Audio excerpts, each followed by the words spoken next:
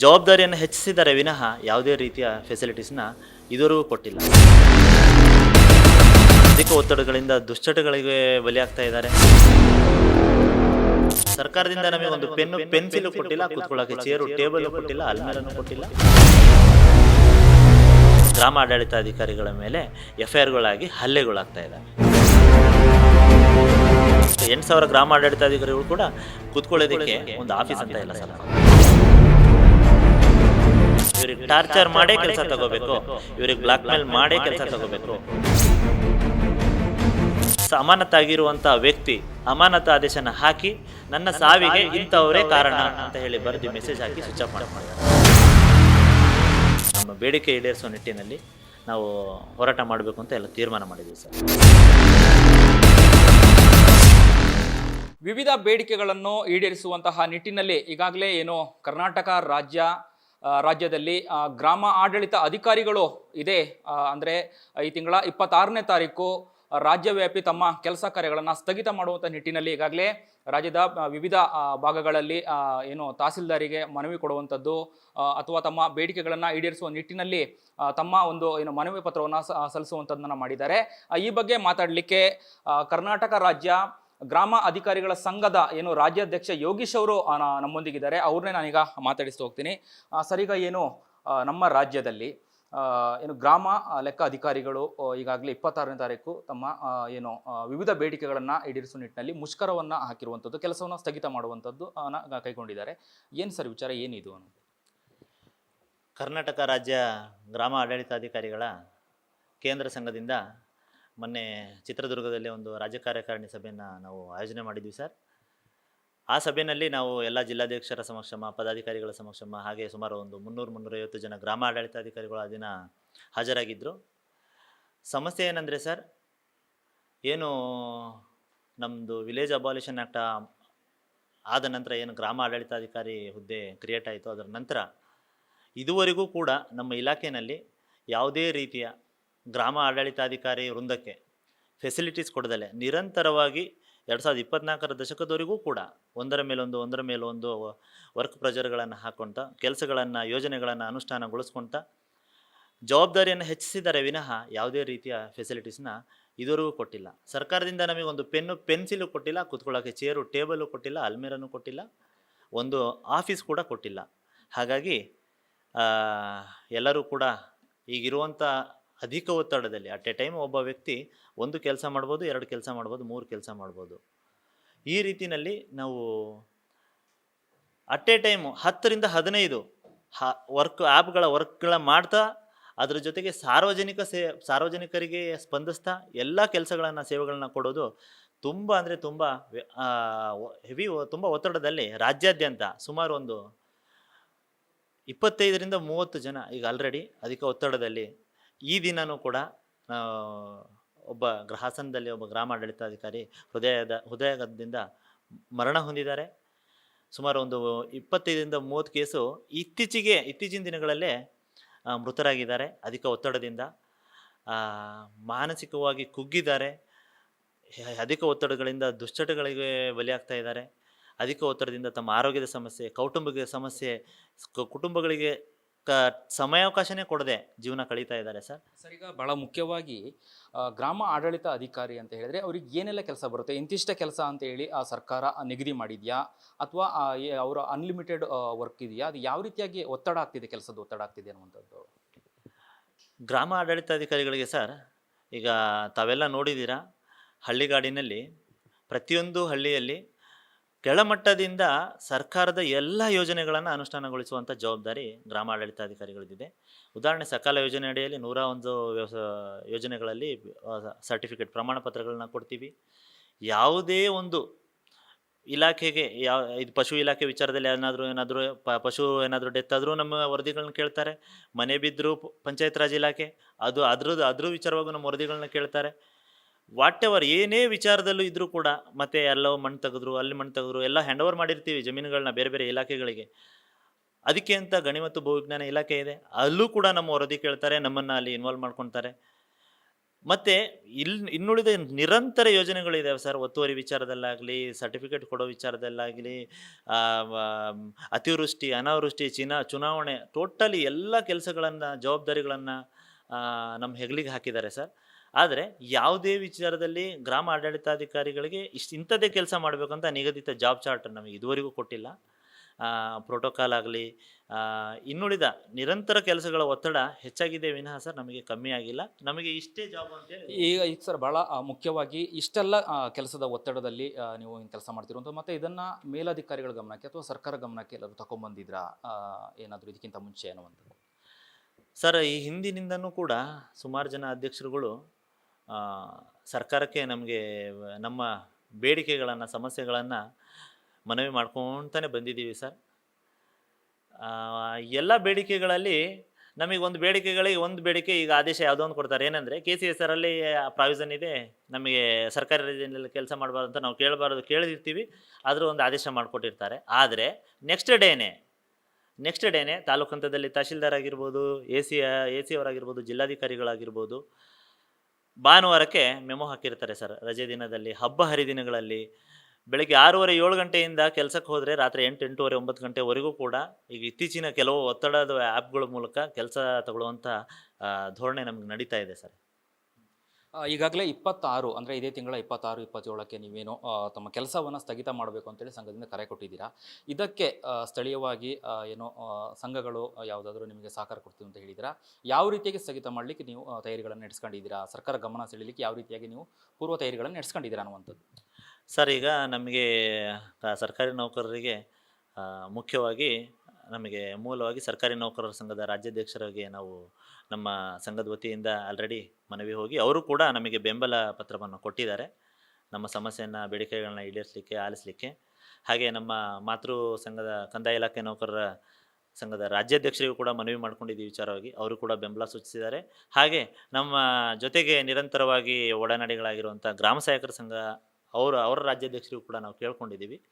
ಅವರು ಕೂಡ ನಿಮ್ಮ ಜೊತೆಗೆ ನಾವು ಇರ್ತೀವಿ ಅಂತ ಹೇಳಿ ನಮಗೆ ಬೆಂಬಲ ಸೂಚಿಸಿದ್ದಾರೆ ಸರ್.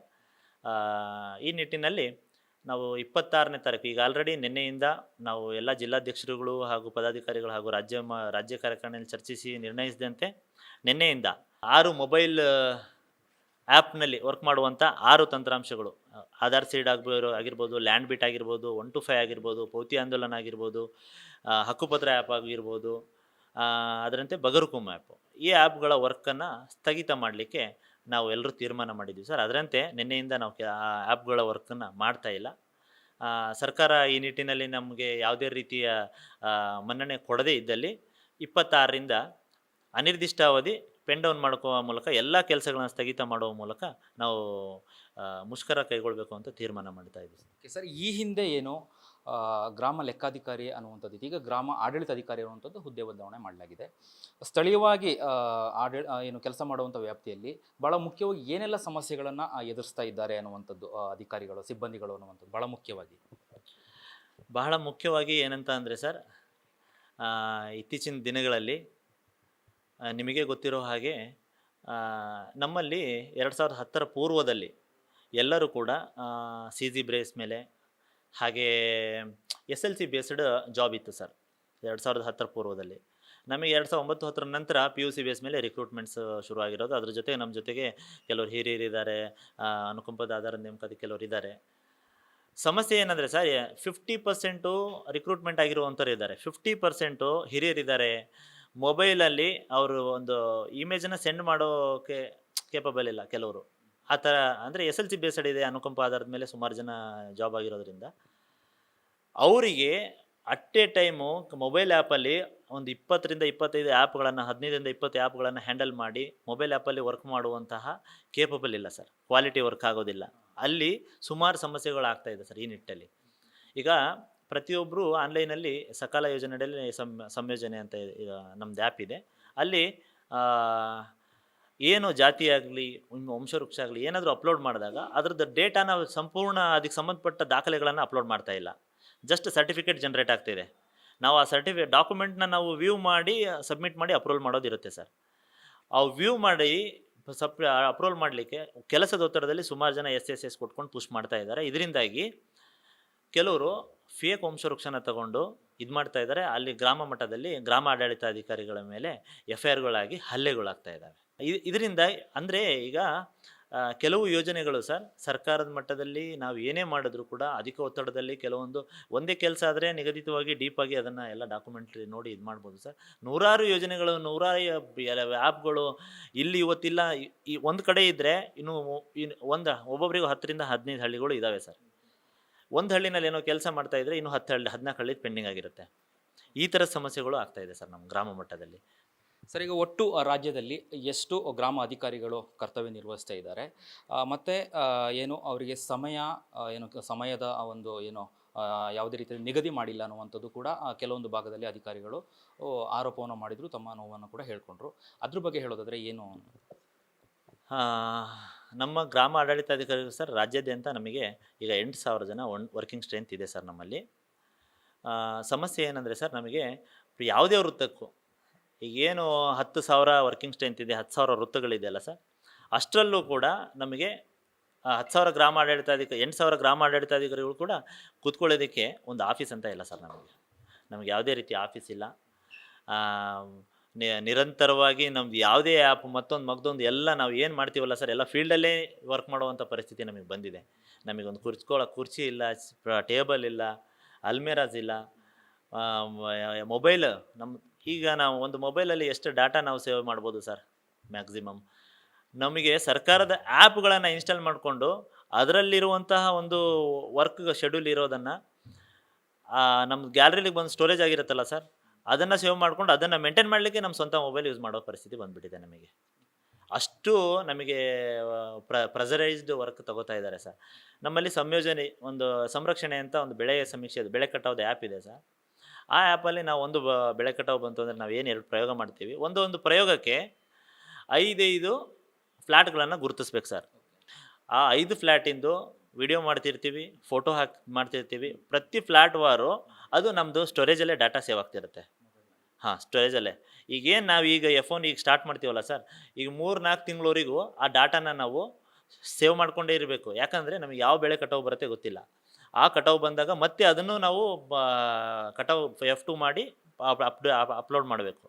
ಅದರಲ್ಲಿ ಏನು ಇಮೇಜಸ್ಸು, ವೀಡಿಯೋಸ್ ಎಲ್ಲ ಇರುತ್ತಲ್ಲ ಸರ್, ನಮ್ಮ ಸ್ಟೋರೇಜಲ್ಲೇ ಇರುತ್ತೆ. ಸರ್ಕಾರದ ಏನು ಆ್ಯಪ್ಗಳಿದಾವಲ್ಲ ಸರ್, ಆ ಆ್ಯಪ್ಗಳದ್ದು ಏನೇ ಸ್ಟೋರೇಜ್ಗಳು ಇದ್ದರೂ ಕೂಡ ನಮ್ಮ ಮೊಬೈಲಲ್ಲೇ ಇರುತ್ತೆ. ಇದರಿಂದಾಗಿ ಎಲ್ಲೋ ಒಂದು ಕಡೆ ನಮ್ಮ ಮಾನವ ಹಕ್ಕುಗಳಲ್ಲಿ ನಮ್ಮ ಬದುಕು ಹಕ್ಕನ್ನು, ನಮ್ಮ ನೆಮ್ಮದಿ ಹಕ್ಕನ್ನು, ನಾವು ಸ್ವತಂತ್ರವಾಗಿ ಜೀವಿಸುವ ಹಕ್ಕನ್ನು, ಎಲ್ಲೋ ನಮ್ಮ ಸ್ವಾತಂತ್ರ್ಯನ ಕಿತ್ಕೊಳ್ಳುವಂಥ ಒಂದು ಅನುಭವ ನಮ್ಮೆಲ್ಲರೂ ಕಾಡ್ತಾ ಇದೆ ಸರ್ ನಮಗೆ. ಸರ್, ಈಗೇನು ರಾಜ್ಯವ್ಯಾಪಿ ತಮ್ಮ ಕೆಲಸವನ್ನು ಸ್ಥಗಿತ ಮಾಡಬೇಕು ಅಂತೇಳಿ ಮಾಡಿದಿರಿ. ಬೆಂಗಳೂರಿನಲ್ಲಿ ಎಲ್ಲಿ ಪ್ರತಿಭಟನೆ ಮಾಡಬೇಕು ಅಂತೇಳಿ ಇದ್ದೀರಾ? ಮತ್ತು ಬೇರೆ ಬೇರೆ ಜಿಲ್ಲೆಗಳ ತಾಲೂಕುಗಳಲ್ಲಿ ಎಲ್ಲಿ ಪ್ರತಿಭಟನೆ ಮಾಡಲಿಕ್ಕೆ ನೀವು ಕರೆ ಕೊಟ್ಟಿದ್ದೀರಾ? ಅದಕ್ಕೆ ಪೂರ್ವ ತಯಾರಿ ಯಾವ ರೀತಿಯಾಗಿದೆ ಅನ್ನುವಂಥದ್ದು? ಸರ್, ನಾವು ಈಗಾಗಲೇ ಏನು ಕೆಲವು ಆ್ಯಪ್ಗಳ ಕೆಲಸನ ಸ್ಥಗಿತ ಮಾಡಿದ್ದೀವಿ. ಯಶಸ್ವಿಯಾಗಿ ಅದು ಸ್ಥಗಿತ ಆಗಿದೆ. ಏನು 240 ಚಿಲ್ಲರೆ ತಾಲೂಕುಗಳಲ್ಲೂ ಕೂಡ ಎಲ್ಲ ತಾಲೂಕು ತಹಶೀಲ್ದಾರ್ಗಳಿಗೆ, ಜಿಲ್ಲಾ ಹಂತದಲ್ಲಿ ಜಿಲ್ಲಾಧಿಕಾರಿಗಳಿಗೆ ಆಲ್ರೆಡಿ ನಾವು ಮನವಿ ನೀಡಿದ್ದೀವಿ. ಈಗ ರಾಜ್ಯವ್ಯಾಪಿ ಅದು ಎಲ್ಲರಿಗೂ ಗೊತ್ತಿರೋ ವಿಷಯ. 26ನೇ ತಾರೀಕು ಸರ್, ತಾಲೂಕು ಕಚೇರಿ ಎದುರುಗಡೆ, ಪ್ರತಿ ತಾಲೂಕು ಕಚೇರಿ ಎದುರುಗಡೆ ಅನಿರ್ದಿಷ್ಟಾವಧಿ ಮುಷ್ಕರ ಕೈಗೊಳ್ತೀವಿ ಸರ್. ಪೆನ್ ಡೌನ್ ಮಾಡೋ ಮೂಲಕ ಎಲ್ಲ ಕೆಲಸಗಳನ್ನು ಸ್ಥಗಿತ ಮಾಡೋದ್ರ ಮೂಲಕ 26ನೇ ತಾರೀಕು. ಹಾಗೆ 27ನೇ ತಾರೀಕು ಎಲ್ಲ ತಾಲೂಕಿನ ಒಡಗೂಡಿ ಜಿಲ್ಲಾಧಿಕಾರಿಗಳ ಕಚೇರಿ ಎದುರುಗಡೆ ನಾವು ಮುಷ್ಕರ ಕೈಗೊಳ್ತೀವಿ ಸರ್. ಈ ನಿಟ್ಟಿನಲ್ಲಿ ಏನಾದರೂ ನಮಗೆ ಯಾವುದೇ ರೀತಿಯ ಮನ್ನಣೆ ಸಿಗಲಿಲ್ಲ ಅಂದರೆ ನಾವು ಮುಂದಿನ ದಿನಗಳಲ್ಲಿ ಫ್ರೀಡಮ್ ಪಾರ್ಕಲ್ಲಿ ಉಗ್ರವಾದ ಒಂದು ಹೋರಾಟ ಮಾಡೋದ್ರ ಮೂಲಕ ನಮ್ಮ ಬೇಡಿಕೆ ಈಡೇರಿಸುವ ನಿಟ್ಟಿನಲ್ಲಿ ನಾವು ಹೋರಾಟ ಮಾಡಬೇಕು ಅಂತ ಎಲ್ಲ ತೀರ್ಮಾನ ಮಾಡಿದ್ದೀವಿ ಸರ್. ಬೇಡಿಕೆ ಅಂತೇಳಿ ಹೇಳುವಾಗ ಯಾವೆಲ್ಲ ವಿಚಾರಗಳನ್ನು ನೀವು ಸರ್ಕಾರದ ಮುಂದೆ ಇಟ್ಟಿದ್ದೀರಾ? ಭಾಳ ಮುಖ್ಯ ಹೇಳೋದಾದರೆ ಇಂಪಾರ್ಟೆಂಟಾಗಿ ಯಾವೆಲ್ಲ ಬೇಡಿಕೆಗಳಿದೆ ಭಾಳ ಮುಖ್ಯವಾಗಿ ಸಿಬ್ಬಂದಿಗಳಿಗೆ ಅನ್ನುವಂಥ? ಸರ್, ಮೂಲವಾಗಿ ಮೊದಲನೇದಾಗಿ ನಮಗೆ ಕಚೇರಿ ವ್ಯವಸ್ಥೆ ಇಲ್ಲ. ಮೊಬೈಲ್, CUG ಸಿಮ್ಮು, ಅದಕ್ಕೆ ಸಂಬಂಧಪಟ್ಟಂಥ ಡಾಟಾ, ಹಾಗೇ ಲ್ಯಾಪ್ಟಾಪು, ಪ್ರಿಂಟರ್ ವ್ಯವಸ್ಥೆಗಳು, ಇವು ನಾರ್ಮಲ್ ನಮಗೆ ವರ್ಕಿಂಗ್ ಯೂಸಿಗೆ ಬೇಕೇ ಬೇಕು ಸರ್. ಮತ್ತು ಕುರ್ಚಿ, ಟೇಬಲ್, ಅಲ್ಮೇರ ಇವು ಬೇಕೇ ಬೇಕಾಗಿರುತ್ತೆ ಅದಕ್ಕೆ ತಕ್ಕಂಗೆ. ಹಾಗೆ ನಮ್ಮ ಈಗೇನು ಸರ್ವಿಸ್ ವಿಚಾರದಲ್ಲಿ ನಾವು ಸುಮಾರು ವಿಷಯಗಳನ್ನು ನಾವು ನೋಟ್ ಮಾಡ್ಕೊಂಡಿದ್ದೀವಿ ಸರ್. ನಾವು ಈಗ ಆಲ್ರೆಡಿ ಟೆಕ್ನಿಕಲ್ ಹ್ಯಾಂಡ್ ಅಲ್ಲ, ತಾಂತ್ರಿಕ ಹುದ್ದೆ ಅಲ್ಲ ಅಂತ ನಮ್ಮದು ಹುದ್ದೆ ಮೇಲ್ದರ್ಜೆಗೇರಿಸಿ ನಮಗೆ ಒಂದು ಸ್ಕೇಲ್ ಮೇಲ್ದರ್ಜೆಗೆ ಇರ್ಸಕ್ಕೆ ನಾವು ಹಿಂದೆ ಎಲ್ಲ ಮನವಿ ಮಾಡಿದ್ವಿ ಸರ್. ಈಗ ಸುಮಾರು 12 15 ವರ್ಷಗಳ ಹೋರಾಟ ಅದು. ಆದರೆ ತಾಂತ್ರಿಕ ಹುದ್ದೆ ಅಲ್ಲ ನಿಮ್ಮದು ಅಂತ ಹೇಳಿ ನಮಗೆ ಹಿಂಬರ ಕೊಟ್ಟಿದ್ರು ಸರ್ ಸರ್ಕಾರದ ವತಿಯಿಂದ. ತಾಂತ್ರಿಕ ಹುದ್ದೆ ಅಲ್ಲದಿದ್ದರೂ ಕೂಡ ಎಲ್ಲ ತಾಂತ್ರಿಕ ಕೆಲಸಗಳನ್ನು ನಮ್ಮ ಹತ್ರ ತಗೋತಾ ಇದ್ದಾರೆ ಸರ್ ಈಗ ಸರ್ಕಾರದಿಂದ. ಹಾಗಾಗಿ ಯಾಕೆ SDA VA ಪ್ಲಸ್ RI ಮಧ್ಯೆ ಒಂದು ಸ್ಕೇಲ್ ಇದೆ ಸರ್ ತಾಂತ್ರಿಕ ಹುದ್ದೆದು. ಆ ಸ್ಕೇಲಿಗೆ ನಮ್ಮ ಹುದ್ದೆನ ಯಾಕೆ ಅಪ್ಗ್ರೇಡ್ ಮಾಡಬಾರ್ದು? ಈಗ ನಾವು ಇಷ್ಟೆಲ್ಲ ಕೆಲಸ ಮಾಡಲಿಕ್ಕೆ ನಾವು ತಗೋತಾ ಇದ್ದೀರಾ ಸರ್ಕಾರದ ವತಿಯಿಂದ, ಆ ಹುದ್ದೆಗೆ ಆ ಸ್ಕೇಲಿಗೆ ನಮ್ಮ ಹುದ್ದೆನ ಅಪ್ಗ್ರೇಡ್ ಮಾಡಿರಿ ಅಂತ ಹೇಳಿ ಒಂದು ನಮ್ಮದು ಬೇಡಿಕೆ ಇದೆ ಸರ್. ಹಾಗೆ ಏನು ಮೊಬೈಲ್ ತಂತ್ರಾಂಶದ ಮೂಲಕ ನಮ್ಮದು ಈಗ ಪ್ರಾಕ್ಟಿಕಲ್ ಆಗಿ ನಾವು ಈಗ ಫೀಲ್ ಮಾಡ್ಕೊತಾ ಇರೋದು ಇಮಿಡಿಯೇಟ್ ಸೊಲ್ಯೂಷನ್ ಸರ್ ಇವೆಲ್ಲ. ಇವಾಗ ಕೆಲವೊಂದು ಲಾಂಗ್ ಟರ್ಮ್ ಆಗ್ಬೋದು, ಕೆಲವೊಂದು ಇಮಿಡಿಯೇಟ್ ಆಗುತ್ತೆ ಇದರಲ್ಲಿ. ಈಗ ನಮ್ಮ ರಾಜ್ಯಾದ್ಯಂತ ಸರ್ ಈ ಮೊಬೈಲ್ ತಂತ್ರಾಂಶದ ಕೆಲವು ವಿಚಾರವಾಗಿ ಟಾರ್ಗೆಟ್ ಮಾಡಿ ಇಟ್ಕೊಂಡು ಹೆರಾಸ್ಮೆಂಟ್ ಮಾಡಿ ಇಟ್ಕೊಂಡು ಸರ್ ಇತ್ತೀಚೆಗೆ ನಾವು ಒಂದು 4-5 ದಿನ ಹಿಂದೆ ಸರ್ 3 ಅಮಾನತು ಮಾಡಿದ್ದಾರೆ. ಮೊಬೈಲ್ ತಂತ್ರಾಂಶದ ವಿಚಾರವಾಗಿ ಸುಮಾರು ಒಂದು 25ರಿಂದ 30 ಅಮಾನತು ಈಗ ಆಲ್ರೆಡಿ ರಾಜ್ಯದಲ್ಲಿ ಆಗಿದೆ ಸರ್. ಆ ಅಮಾನತನ್ನು ಕೂಡಲೇ ಹಿಂಪಡಿಬೇಕು. ಆ ಅಮಾನತುಗಳನ್ನು ಕೂಡಲೇ ಹಿಂಪಡಿಬೇಕು. ಕಾರಣ ಇಷ್ಟೇ ಸರ್, ಎಲ್ಲರೂ ಕೂಡ ಕಷ್ಟಪಟ್ಟು ಕೆಲಸ ಮಾಡ್ತಾ ಇದ್ದಾರೆ. ನಿಗದಿತ ಕೆಲಸ ಅಂತೇಳಿ ಇಲ್ಲದೆ ಇರೋದ್ರಿಂದ ಹಗಲು ರಾತ್ರಿ ಕೆಲಸ ಮಾಡ್ತಾ ಇದ್ದಾರೆ ಸರ್. ಆ ಅಮಾನತುಗಳನ್ನು ಕೂಡಲೇ ಹಿಂಪಡಿಬೇಕು. ಕಾರಣ ಇಷ್ಟೇ, ಅಲ್ಲಿ ಯಾವುದಾದ್ರೂ ಒಂದು ಜೀವಹಾನಿ ಆಗೋ ಸಾಧ್ಯತೆ ಇರುತ್ತೆ. ಮೊನ್ನೆ ನಮ್ಮ ಸ್ಟೇಟ್ ಗ್ರೂಪ್ಗಳಲ್ಲಿ ಅಮಾನತಾಗಿರುವಂಥ ವ್ಯಕ್ತಿ ಅಮಾನತು ಆದೇಶನ ಹಾಕಿ ನನ್ನ ಸಾವಿಗೆ ಇಂಥವರೇ ಕಾರಣ ಅಂತ ಹೇಳಿ ಬರೆದು ಮೆಸೇಜ್ ಹಾಕಿ ಸ್ವಿಚ್ ಆಫ್ ಮಾಡ್ಕೊಂಡಿದ್ದಾರೆ. ಮತ್ತು ನಾವು ಕೂಡ ಗಾಬರಿಯಾಗಿ ಆ ಜಿಲ್ಲಾಧ್ಯಕ್ಷರಿಗೆ ಮಾತಾಡಿ, ಆ ಜಿಲ್ಲಾಧ್ಯಕ್ಷರು ಕಮ್ಯುನಿಕೇಟ್ ಮಾಡಿ, ಅವ್ರು ಎಲ್ಲಿ ವರ್ಕ್ ಮಾಡ್ತಾರೆ, ಅವ್ರದ್ದು ಎಲ್ಲಿ ವಾಸ ಇದ್ದಾರೆ, ಅವ್ರ ಮನೆಗೆ ಹೋಗಿ ಎಲ್ಲ ಮಾತಾಡಿ ಸಮಾಧಾನ ಮಾಡಿ ಅವರಿಗೆ ಒಂದು ಧೈರ್ಯ ತುಂಬೋ ಕೆಲಸ ಮಾಡಿದ್ದೀವಿ ಸರ್. ಈ ನಿಟ್ಟಲ್ಲಿ ಎಲ್ಲೋ ಒಂದು ಕಡೆ ಪ್ರೀತಿಯಿಂದ ನಮ್ಮ ಸಮೂಹದ ಕೆಲಸ ನಾವು ನಿರಂತರ ಮಾಡ್ತಾ ಇದ್ದೀವಿ ಸರ್. ಯಾವುದೋ ಒಂದು ಪ್ರತಿ ಇಲಾಖೆಗೂ ಸರ್ ಇಂಥ ಕೆಲಸ ಮಾಡಿರಿ ಅಂತ ಬಿಟ್ಟರೆ ಅವ್ರ ಪಾಡಿಗೆ ಅವ್ರು ಕೆಲಸ ಮಾಡ್ಕೊಂಡು ಹೋಗ್ತಾ ಇದ್ದಾರೆ, ನಿರಂತರ ಸರ್ವಿಸ್ ಮಾಡ್ತಾ ಇದ್ದಾರೆ, ರಿಟೈರ್ಡ್ ಆಗ್ತಾ ಇದ್ದಾರೆ. ನಮ್ಮಲ್ಲಿ ಹಾಗಾಗ್ತಾ ಇಲ್ಲ ಸರ್. ಹೆರಾಸ್ಮೆಂಟೇ ಮಾಡಿ ಕೆಲಸ ತಗೋಬೇಕು, ಇವ್ರಿಗೆ ಟಾರ್ಚರ್ ಮಾಡೇ ಕೆಲಸ ತಗೋಬೇಕು, ಇವ್ರಿಗೆ ಬ್ಲಾಕ್ ಮೇಲ್ ಮಾಡೇ ಕೆಲಸ ತಗೋಬೇಕು. ಈ ನಿಟ್ಟಿನಲ್ಲಿ ನಾವು ಕೆಲವೊಂದು ಬೇಡಿಕೆಗಳು ವ್ಯಾಲ್ಯೂಬಲ್ ಬೇಡಿಕೆಗಳಲ್ಲಿ ಇದನ್ನು ಇಟ್ಟಿದ್ದೀವಿ ಸರ್. ಯಾಕಂತ ಅಂದರೆ ಮೊದಲು ನಾವು, ಆಮೇಲೆ ನಮ್ಮ ಸರ್ವಿಸ್ ವಿಷಯಗಳು, ನಮ್ಮ ಬೇಡಿಕೆಗಳು. ಹಾಗಾಗಿ ಅವರ ಅಮಾನತನ್ನು ಕೂಡಲೇ ಹಿಂಪಡಿಬೇಕು ಅಂತ ಹೇಳಿ ನಮ್ಮ ಬೇಡಿಕೆ ಇದೆ ಸರ್. ಓಕೆ, ಈಗಾಗಲೇ ಆ್ಯಪ್ಗಳಲ್ಲಿ ಕೆಲಸವನ್ನು ಸ್ಥಗಿತ ಮಾಡಿದ್ರಿ ಅಂತೇಳಿ ಹೇಳಿದ್ರಿ. ಈ ಕೆಲಸವನ್ನು ಸ್ಥಗಿತ ಮಾಡೋದ್ರಿಂದಾಗಿ ಸಾರ್ವಜನಿಕರಿಗೆ ಏನೆಲ್ಲ ಸಮಸ್ಯೆಗಳಾಗುತ್ತೆ, ಸರ್ಕಾರಕ್ಕೆ ಏನೆಲ್ಲ ನಷ್ಟಗಳಾಗುತ್ತೆ ಅನ್ನುವಂಥದ್ದು ಒಂದು ಪ್ರಶ್ನೆ ಇರುವಂಥದ್ದು. ಅದಕ್ಕೆ ಏನು ಹೇಳ್ತೀರಾ ನೀವು? ಏನೆಲ್ಲ ಸಮಸ್ಯೆಗಳಾಗಬಹುದು ಅನ್ನುವಂಥದ್ದು? ಸರ್ ನಮಗೂ ಕೂಡ ಪ್ರತಿಯೊಂದು ಸಾರ್ವಜನಿಕ ಸೇವೆಯಲ್ಲಿ ಇರೋದ್ರಿಂದ ಪಬ್ಲಿಕ್ ರಿಲೇಟೆಡ್ದು ಕಷ್ಟ ನೋವುಗಳು, ನಾವು ಕಷ್ಟ ಕಾರ್ಪಣ್ಯಗಳಿಗೆ ನಾವೆಲ್ಲರೂ ಕೂಡ ಸ್ಪಂದಿಸ್ತಾ ಇರೋದ್ರಿಂದ ಇದೇನಿದೆ ಅಲ್ಲ ಸರ್, ನಾವು ಏನು ಸ್ಟಾಪ್ ಮಾಡಿರೋ ಆ್ಯಪ್ಗಳು ಸಾರ್ವಜನಿಕರಿಗೆ ನಷ್ಟ ಆಗುವಂಥದ್ದು, ಸರ್ಕಾರಕ್ಕೆ ನಷ್ಟ ಆಗುವಂಥದ್ದು ಆ್ಯಪ್ ಯಾವುದೂ ಇಲ್ಲ ಸರ್ ಇದರಲ್ಲಿ. ಸಾರ್ವಜನಿಕ ಸೇವೆ ನಿರಂತರವಾಗಿ ನಮ್ಗೆ ನಡೀತಾ ಇದೆ. ನಮ್ಮದು ಡಿಮ್ಯಾಂಡ್ ಏನಾದರೂ ನಮ್ಮದು ಏನು ಬೇಡಿಕೆಗಳಿಗೆ ಏನಾದರೂ ಸ್ಪಂದಿಸದೇ ಇದ್ದರೆ 26ರಿಂದ ಅನಿರ್ದಿಷ್ಟಾವಧಿ ಮುಷ್ಕರ ಮಾಡ್ತೀವಲ್ಲ ಸರ್, ಆ ಟೈಮಲ್ಲಿ ಅನಿರ್ದಿಷ್ಟಾವಧಿ ಮುಷ್ಕರದ ಸಮಯದಲ್ಲಿ ನಾವು ಖಂಡಿತವಾಗಲೂ ಎಲ್ಲ ಸೇವೆಗಳನ್ನು ಸ್ಥಗಿತ ಮಾಡ್ತೀವಿ ಸರ್. ಯಾಕೆ ಅಂತ ಅಂದರೆ ಮೊದಲು ನಮ್ಮ ಹುದ್ದೆ, ನಮ್ಮ ಅಸ್ತಿತ್ವ, ನಮ್ಮವ್ರನ್ನ ನಾವು ಕಾಪಾಡಿಕೊಂಡ್ರೆ ನಾವು ಸಾರ್ವಜನಿಕ ಸೇವೆ ಮಾಡೋಕ್ಕೆ ಸಾಧ್ಯ ಸರ್.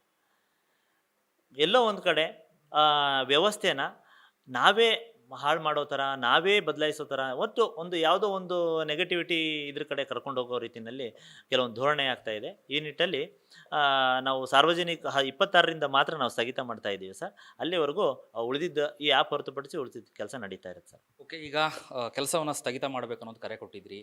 ಸರ್ಕಾರದಿಂದ ಏನಾದರೂ ಅಧಿಕಾರಿಗಳು ಏನಾದರೂ ಕೈ ಬಿಡಿ, ಈ ಒಂದು ಸ್ಥಗಿತ ಮಾಡುವಂಥದ್ದನ್ನು, ಪ್ರತಿಭಟನೆ ಕೈ ಬಿಡಿ ಅನ್ನುವಂಥದ್ದು ಏನಾದರೂ ಸಂಧಾನಕ್ಕೆ ಕರೆದಿದ್ರಾ? ಆ ಥರದ್ದು ಏನಾದರೂ ಸಭೆಗಳು ನಡೆದಿದೆಯಾ ಅನ್ನುವಂಥದ್ದು? ಸರ್, ನಾವು ರಾಜ್ಯ ಕಾರ್ಯಕಾರಿಣಿ ಸಭೆ ಮಾಡಿದ್ದು ದಿನಾಂಕ 22ರಂದು ಶುಕ್ರವಾರ ಸರ್. ಶುಕ್ರವಾರ ಮಧ್ಯಾಹ್ನ 2-3 ಗಂಟೆಗೆ ನಾವು ತೀರ್ಮಾನ ಮಾಡಿದ್ದು. ನಮಗೆ ಇದು ಭಾನುವಾರ ಮಧ್ಯಾಹ್ನ 2-3 ಗಂಟೆಗೆ ತೀರ್ಮಾನ ಮಾಡಿದ್ದು. ಸೋಮವಾರ ಮಧ್ಯಾಹ್ನ 2-3 ಗಂಟೆಗೆ ಆಗಲೇ ಸರ್ಕಾರದ ವತಿಯಿಂದ ಈ ದಿನ ಸಭೆ ಕರೆದಿದ್ದಾರೆ ಸರ್. ಈ ದಿನ ನಮ್ಮ ರಾಜ್ಯದ ಎಲ್ಲ ಗ್ರಾಮ ಆಡಳಿತಾಧಿಕಾರಿಗಳ ಬೇಡಿಕೆಗಳಿಗೆ ಚರ್ಚೆ ಮಾಡಲಿಕ್ಕೆ ಸಭೆ ಕರೆದಿದ್ದಾರೆ. ಈ ನಿಟ್ಟಲ್ಲಿ ನಾವು ಸರ್ಕಾರದ ಪ್ರಧಾನ ಕಾರ್ಯದರ್ಶಿಗಳಿಗೆ ಹೋಗಿ ಮನವಿ ಮಾಡ್ಕೊತೀವಿ ಸರ್. ಯಾಕೆ ಅಂತ ಅಂದರೆ ನಮ್ಮ ಬೇಡಿಕೆಗಳು ತುಂಬ ತುಂಬ ಅಂದರೆ ತುಂಬ ನೋವಿಂದ ಕೂಡಿರುವಂಥ ಬೇಡಿಕೆಗಳಿದ್ದಾವೆ ಸರ್. ಹಾಗಾಗಿ ಹಲವಾರು ಬಾರಿ ನಾವು ಕಂದಾಯ ಇಲಾಖೆ ಪ್ರಧಾನ ಕಾರ್ಯದರ್ಶಿಗಳಿಗೆ ಮನವಿ ಮಾಡ್ಕೊಂಡಿದ್ದೀವಿ. ಪ್ರಧಾನ ಕಾರ್ಯದರ್ಶಿಗಳ ಹಂತದಲ್ಲಿ ಯಾವುದು ಕೂಡ ನಮ್ಮ ಬೇಡಿಕೆ ಈಡೇರಿಲ್ಲ ಸರ್. ಈ ನಿಟ್ಟಿನಲ್ಲಿ ಅವರಿಗೊಂದು ಈ ದಿನ ಮನವಿ ಮಾಡ್ಕೋಬೇಕು ಅಂದ್ಕೊಂಡಿದ್ದೀವಿ. ಮಾನ್ಯ ಮುಖ್ಯಮಂತ್ರಿಗಳ ಅಧ್ಯಕ್ಷತೆಯಲ್ಲಿ ಹಾಗೂ ನಮ್ಮ ಕಂದಾಯ ಸಚಿವರ ಉಪಸ್ಥಿತಿಯಲ್ಲಿ ಸಭೆ ಆಯೋಜನೆ ಆಗಬೇಕು ಅನ್ನೋದು ನಮ್ಮ ಬೇಡಿಕೆ ಇದೆ. ಆ ಬೇಡಿಕೆನ ಈ ದಿನ ನಾವು ಕೇಳ್ಕೊತೀವಿ ಸರ್ ಹೋಗಿ. ಇದಿಷ್ಟು ಏನು ಕರ್ನಾಟಕ ರಾಜ್ಯ ಗ್ರಾಮ ಆಡಳಿತ ಅಧಿಕಾರಿಗಳ ಸಂಘದ ರಾಜ್ಯಾಧ್ಯಕ್ಷ ಯೋಗೀಶ್ ಅವರು ಹೇಳಿರುವಂಥದ್ದು. ಮುಖ್ಯಮಂತ್ರಿಗಳ ಸಮ್ಮುಖದಲ್ಲಿ, ಕಂದಾಯ ಸಚಿವರ ಸಮ್ಮುಖದಲ್ಲಿ ನಮ್ಮ ಸಮಸ್ಯೆಗಳನ್ನು, ಬೇಡಿಕೆಗಳನ್ನು ಈಡೇರಿಸುವ ನಿಟ್ಟಿನಲ್ಲಿ ನಾವು ಅವರಿಗೆ ಮನವಿ ಪತ್ರವನ್ನು ಸಲ್ಲಿಸ್ತೀವಿ ಅಂತ ಹೇಳಿ ತಮ್ಮ ಏನು ಸಮಸ್ಯೆಗಳನ್ನು, ಸಿಬ್ಬಂದಿಗಳ ಸಮಸ್ಯೆಗಳನ್ನು ಹೇಳ್ಕೊಂಡಿರುವಂಥದ್ದು. ಕ್ಯಾಮ್ರಾ ಪರ್ಸನ್ ಗಗನ್ ಜೊತೆ ಅಭಿಜಿತ್ ಗಣೇಶ್, ಪ್ರಜಾಧ್ವನಿ ಟಿವಿ, ಬೆಂಗಳೂರು.